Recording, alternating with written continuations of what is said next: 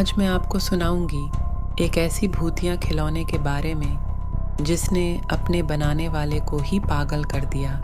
जानिए आगे क्या हुआ। यह कहानी के शुरुआती दौर की घटना आज से 3 वर्ष पूर्व घटी। विक्रम रघुवंशी और उसका दोस्त साहिल ने अपनी एक खिलौने बनाने वाली कंपनी खोली थी। दोनों को बच्चों से बेहद लगाव था। ये दोनों मार्केट में हमेशा से नए आधुनिक तकनीक के खिलौने बनाने के लिए जाने जाते थे। भारत का सबसे पहला रिमोट कंट्रोल हेलीकॉप्टर खिलौना इन्होंने ही इजाद किया था। उस वक्त कंपनी में मीडिया के जमावड़े की तैयारियां चरम पर थीं। कारण यह था कि विक्रम और साहिल की कंपनी ने एक अलग खास खिलौने का आविष्कार किया था। इस खिलौने की खासियत यह थी कि यह खिलौना मात्र एक मामूली खिलौना नहीं बल्कि बच्चों को लुभाने का जरिया था। यह खिलौना बच्चों से बात कर सकता था। उसके सभी जवाब उस खिलौने के डेटाबेस में मौजूद रहते। इसे एक तरह का छोटे रोबोट की तर्ज पर देखा जा रहा था। यह खिलौना बच्चों से बात कर सकती थी, उनके साथ खेल सकती थी। यह खिलौना वह सब काम कर सकती थी जो बच्चे अपने दोस्तों के साथ करना पसंद करते हैं, अर्थात खेलना कूदना, उनसे बातें करना। उसी दिवस विक्रम की बातें अमेरिका के एक टॉय कंपनी से बातचीत हो रही थी। विक्रम ने अपनी कंपनी के इस खिलौने के अधिकार को अमेरिका कंपनी को ऑनलाइन बेच दिया। यह बात उसने साहिल को नहीं बताई थी। अगले दिन मीडिया साहिल और विक्रम से इस खिलौने के बारे में बात कर रहे होते हैं। यह फंक्शन में वह इस खिलौने की टेक्नोलॉजी को विस्तार रूप से समझा रहे होते हैं। इस इंटरव्यू और लॉन्च इवेंट का प्रकाशन पूरे विश्व भर में हो रहा होता है।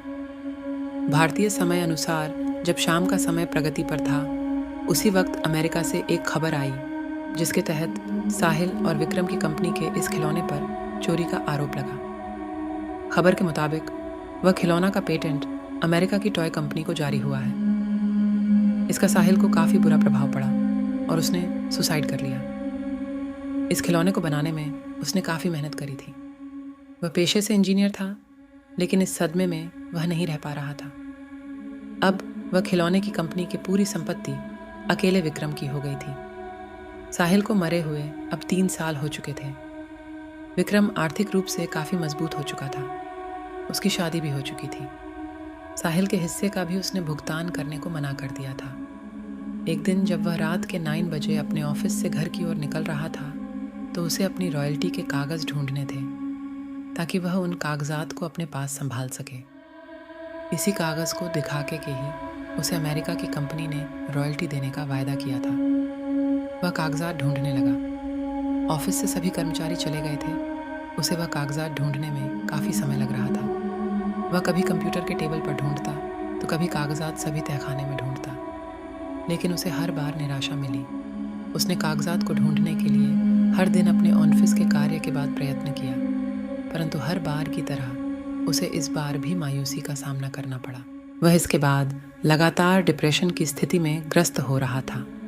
अमेरिकन कंपनी अब उसके रॉयल्टी पर भी ब्रेक लगाने में सक्षम थी। यह उस कंपनी का नियम था कि जिसे भी वह रॉयल्टी देंगी उसे हर 3 साल बाद रिन्यू करवाना होगा, जिसके लिए उसे अग्रीमेंट के कागजात दिखाने होंगे। वह अब कागजात ढूंढते हुए हार जाता है। उसे इस बात का डर रहता है अब उसे रॉयल्टी नहीं मिलेगी। उसकी कंपनी में बनने वाले खिलौने भी इतने नहीं बिक पाते थे कि अपने घर खर्च को संभाल सके। उसने सोचा कि अब वह कंप्यूटर में सेव फाइल में से समझकर वैसी डॉल को बनाएगा ताकि उसकी कमाई हो जाए। तकरीबन 2 से 3 महीने उसने घर में न जाने का फैसला किया। उसने अपना फैसला अपनी पत्नी को बता दिया था। इन 3 महीने में उसे अमेरिकी कंपनी से मैसेज आ गया था कि वह उसे अब रॉयल्टी नहीं दे पाएंगे। ये फैसला उसके लिए हैरान कर देने वाला नहीं था, क्योंकि इस निर्णय से वह पहले से ही वाकिफ था। अपनी कड़ी मेहनत के बाद उसे अपने कार्य पर सफलता मिली। उसने वह खिलौना बना दिया। खिलौने में आधुनिक वक्त के मुताबिक कुछ नए तकनीक का भी इस्तेमाल किया गया था। अपने परीक्षण में सफल होने के बाद विक्रम बेहद खुश था। इतने महीने के मेहनत के बाद विक्रम अपने घर जा रहा था। उसका बच्चा भी उसके इंतजार में राह देख रहा था। विक्रम अपने घर की ओर निकलते हुए विक्रम ने खुद से बनाया हुआ खिलौना अपने बच्चे के लिए ले जाना मुनासिब समझा। विक्रम ने सोचा कि अब उसकी जिंदगी बदल जाएगी, वह फिर से खुशी भरा जीवन व्यतीत करने लग जाएगा। लेकिन उसे क्या मालूम था कि यह खिलौना उसका वर्तमान एक बुरे लम्हे का आगाज होगा। जैसे ही वह गाड़ी में उस खिलौने को लेकर बैठा, उसके साथ अजीब घटना घटित होने लगी। गाड़ी का पेट्रोल अचानक से पूरा खत्म हो गया। गाड़ी स्टार्ट भी नहीं हो पा रही थी। कार के गेट खुद ब खुद बंद हो गए। उसे घुटन महसूस हो रही थी। खिलौने में से अजीब से हंसने की ध्वनि आ रही थी। यह हंसी की आवाज़ विक्रम के कानों में दर्द पैदा कर रहा था। वह बेहोश हो चुका था। जब उठा तो खुद को अपने घर के बाहर पाया। उसके रोंगटे खड़े हो गए। वह घबराया हुआ था। वह डॉल लेकर जल्दी से अपने कमरे की ओर भागा। उसे ऐसे देखते हुए विक्रम की पत्नी डर गई थी और बच्चे ने हाथ में डॉल देखी तो वह भी अपने पापा की तरफ नन्हे कदमों से दौड़ा।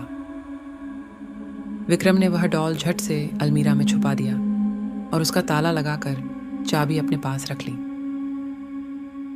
उसने यह सब होने के बाद तुरंत कंपनी के मैनेजर को फ़ोन किया और उस खिलौने को बनाने से रोकने को कहा। अगले दिन वह अलमीरा में उस डॉल को निकालकर समुद्र में डालने का सोचने लगा। लेकिन जैसे ही उसने अलमीरा खोला, वह हैरान रह गया। अलमीरा में वह डॉल नहीं थी। वह चिंतित हो गया। वह जल्दी से तेज़ रफ्तार में भागा। वह अपने बच्चे को ढूंढ रहा था। उसे जो डर था वही हुआ। उसका बच्चा उसी डॉल के साथ खेल रहा था। विक्रम अपने बच्चे से डॉल खींचकर ले गया। वह डॉल उसके हाथ में आते ही वही अजीब हंसी के साथ हंसने लगा। मेरे से पीछा नहीं छुड़ा पाएगा विक्रम। मेरी मेहनत को तुमने चंद पैसों के लिए बेच दिया। यह आवाज़ किसी अन्य की नहीं बल्कि साहिल की थी। विक्रम काफ़ी भयभीत हो चुका था। उसने वह डॉल समुद्र में फेंक दिया, लेकिन इसके बावजूद साहिल की आवाज़ सुनाई दे रही थी। यह आवाज़ उसे पागल कर दिया था। अगर आपको ये भूतिया खिलौने की कहानी अच्छी लगी हो तो हमारे वीडियो को लाइक करें और चैनल को सब्सक्राइब करें और साथ में बेल आइकन भी ज़रूर दबाएं ताकि हमारा नया हॉरर और ज़बरदस्त वीडियो आप तक सबसे पहले पहुँचें। धन्यवाद।